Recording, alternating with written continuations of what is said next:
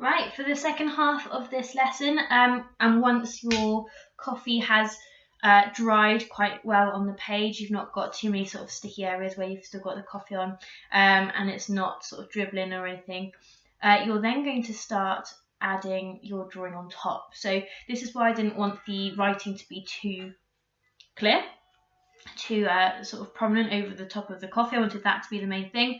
I've also added, since sort of the last part of the filming, I've added down here, I've got some more testers with the cotton bud, just dragging it along. I've also got some mug sort of rings. I've kind of splattered a little bit as well. So it's up to you whether you want to use whisks, your thumbprint.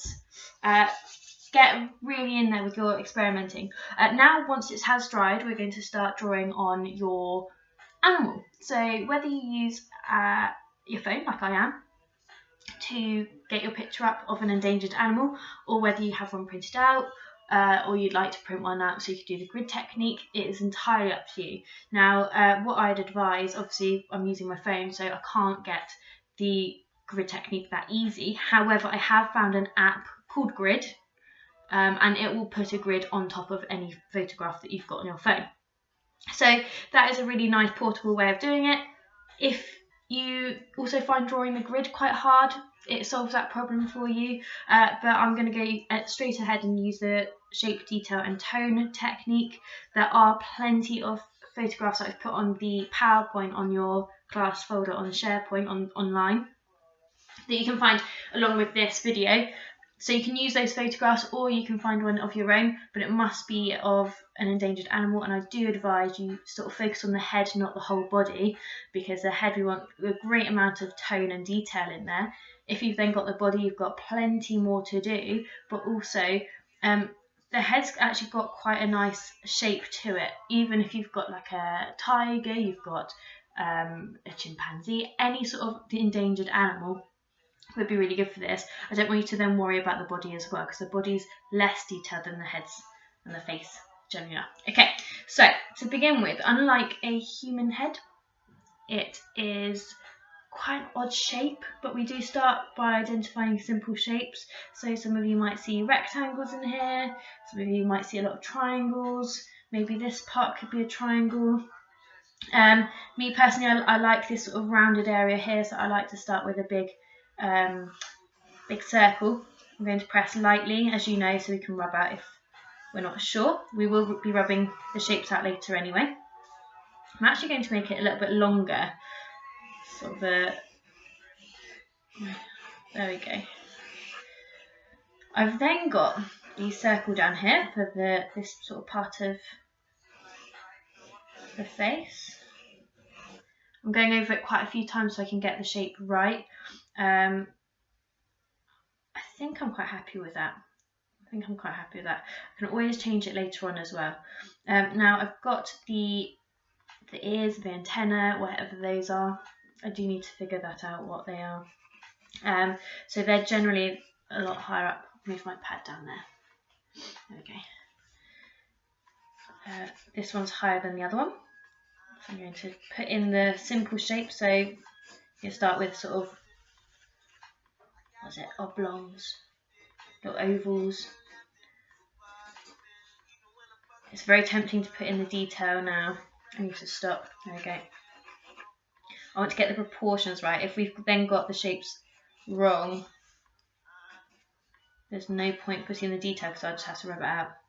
I've then got these rounded parts. It doesn't go straight down. You've got like this small rounded circle around the eye. It's like the eye sockets. Its eye socket sort of is a little bit more bulbous compared to the rest of the slim face. So I'm going to put those in. Again, going over it quite a few times until I'm happy. I can then see this being a bit more of a diamond shape, and it comes out just above that circle I've just drawn.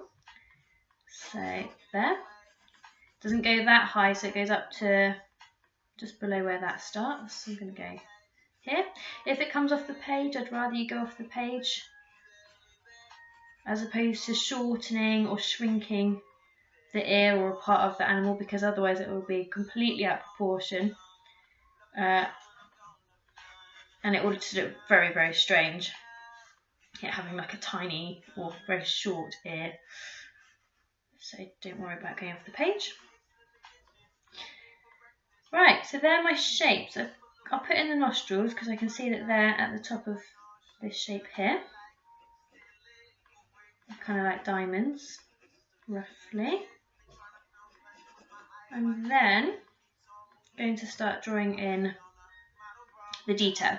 So the detail, I always start with the outline. I start somewhere quite simple. And I like listening to music when I do drawings like this. I sort of get a little bit lost in the music and the drawing. It's a really nice kind of chilled vibe, definitely. So I start quite simple. So I like to start at the top here. I know that these shapes, there's sort of like this slightly pointed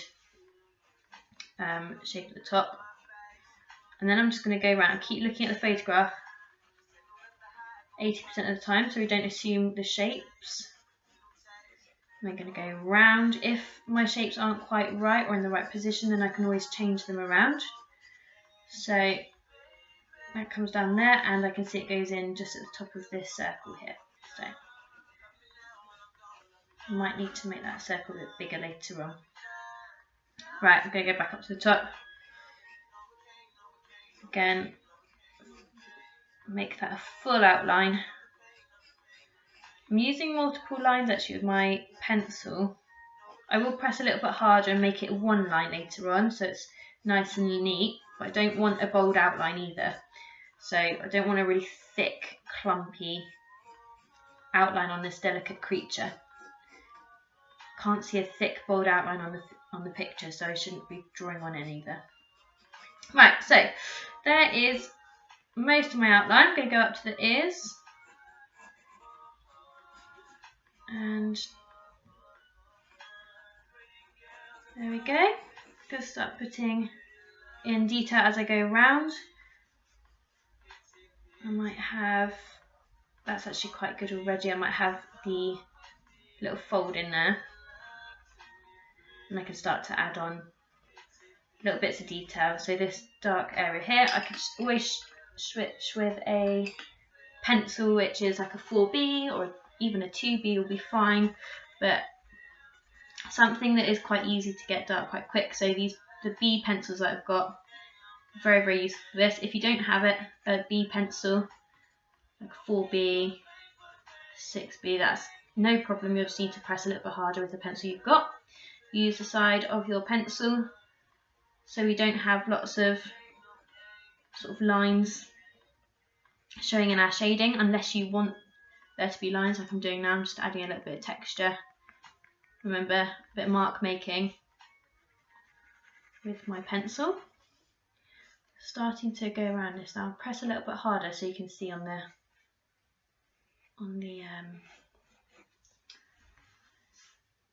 video. Now I'm going to start to add in this detail. As I go around, I'll start to add in a bit of texture.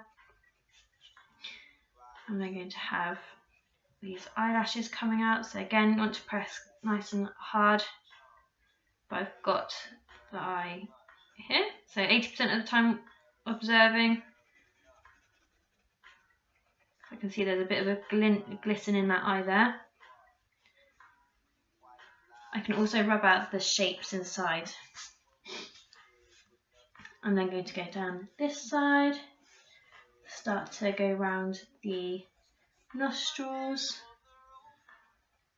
start shading in.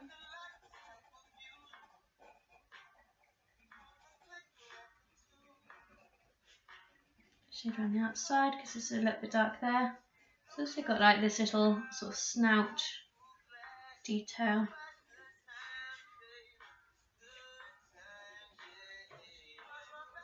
That bit there.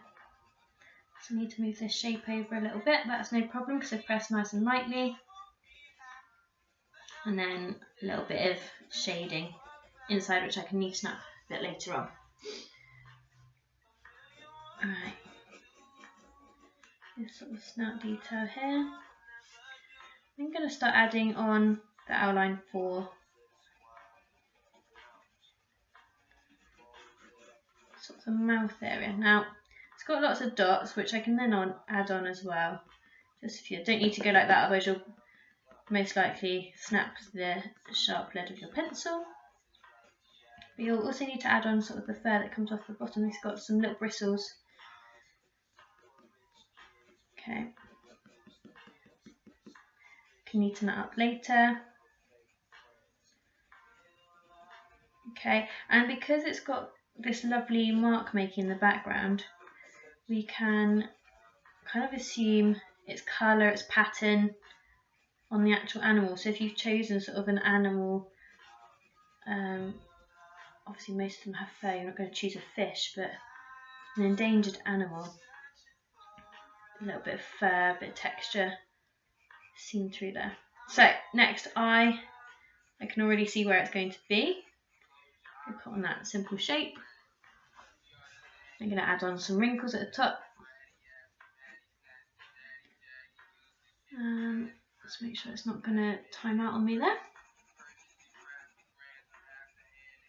It's got that glisten at the bottom, so I'll leave that bit blank underneath there, and then I'm going to start adding on some lashes, some picks outside, and again some around here. Okay, so very happy with that. I'm then going to go around this area too, bit of shading in the ear. Again, we're going to come back to these later on to add more to it, to neaten up. Once you go over one side, you go back over the other side, and you've got a bit more of a different look on it. You're like, oh, actually, I don't like that part.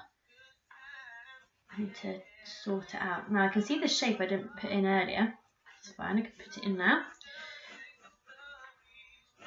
Sort of like a really odd arrow shape. And then I can start to add in detail. I've got a little bit bored there. I'm just going to move on to this part. So write data about if you need to. I'm going to put in lots of fur, so lots of texture there, some mark making, short lines. Okay, it gets a bit light at the top, so I won't do too many. And then there's more down here, so I can either do darker, sort of thicker pencil, or I can press a little bit harder. I'm then going to start to add in the tone. So tone, remember I'm not even sort of near finished yet. I need to sort of add a lot more into the nose. I think I need to change the shapes of those a little bit more, make them a bit further apart. Okay, I can always put in the neck if I want to. It's starting to come together, but I can still see it. I've got plenty of work to do on the tone. So using the side of the pencil, I can twist the book. And then the side of the pencil sort of makes it look a little bit fluffy as well. So definitely want to see some shading done where you're not using the tip of your pencil. You're using varying degrees of pressure. So you don't want it all to be dark, you want some to be medium shading, you want some to be a little bit lighter. Okay, and this is starting to come apart. Okay, so it's starting to come together a lot better now. Once you add the shading, it really starts to begin looking like an actual animal. Okay, and here I can see lots of fur, lots of hairs, strands. I'm going to start adding these in. Now, what I'm going to do is I'm going to carry on with this. I'll show you the final product in a screenshot later on. Good luck, have a good draw, get your shapes out really, really well to begin with, the right size, the right shape, the right position. Really plan it out, compare, look 80% at your picture, and then start to add on your detail. Once you've got the shapes done well, the rest you'll find a lot more straightforward. Right, any questions? Give me an email, send me some of your best bits of work that you're pleased with this week. It'd be really lovely to get an art Instagram account up for you guys, promote some of your work. A lot of the stuff you've been doing recently has been superb, so really, really proud of how you've been doing. Any difficulties, do give me an email. Right, over and out.